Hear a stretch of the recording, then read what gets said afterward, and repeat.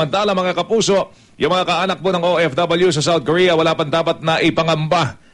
Kaugnay pa rin ang tensyong namamagitan sa North Korea at sa South Korea.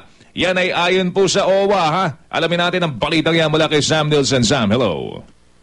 Pinawi nga ng pamunuan ng Overseas Workers Welfare Administration o OWA ang pangamba ng mga kaanak ng mga OFW sa Pilipinas sa posibleng paglala ng sitwasyon sakaling mailunsad na nga ng North Korea ang missile test ito na magsisimula 12 ng Abril.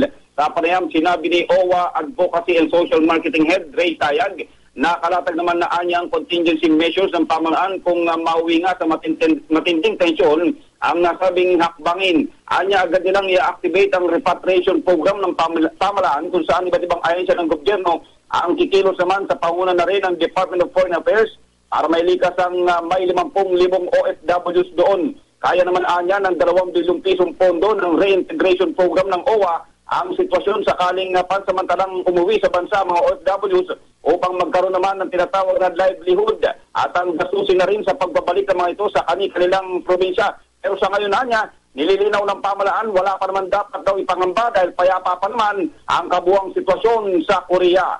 Ang inyong kapuso, San Nielsen, nugla sa Super Balita sa umaga nationwide.